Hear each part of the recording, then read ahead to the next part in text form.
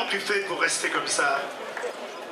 Je voulais encore un petit peu, Daniel. Tu roules encore un petit peu. C'est vrai que Charlie il avait gagné le Tour de l'Avenir avec 4 victoires d'étape, 4e du Tour de France, sélectionneur et directeur de l'équipe de France au championnat du monde, et je puis vous dire, gagné 3 fois le Dauphiné. Je viens d'énumérer les grandes lignes de ton palmarès: 3 Grands Prix des Nations, 3 Dauphinés, vice-champion du monde, numéro 1 mondial.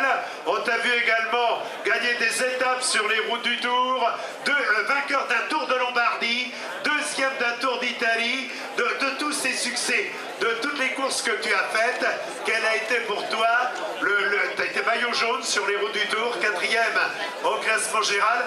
Quel a été le moment le plus intense, le moment où tu as été le plus heureux? C'est ma première victoire dans le Grand Prix des Nations, qui était à Cannes, 89 km. Donc, vous savez l'attachement que j'ai à cette course, et aujourd'hui au chrono des Nations ici aux Herbiers. Et donc, j'ai vu une course magnifique aujourd'hui, avec un super coureur, Sylvain Chavanel, et aussi pour toutes les autres catégories, depuis le matin 11 h. Et ça, c'est formidable aux Herbiers. Et ton premier Grand Prix des Nations, tu avais gagné devant qui? C'était un Normand, Thierry Marie. Oh, ça va.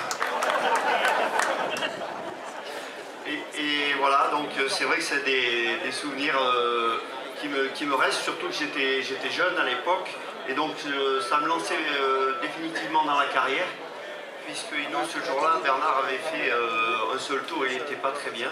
Et donc on en avait profité, on va dire. Oui, votre raison est à bien fait.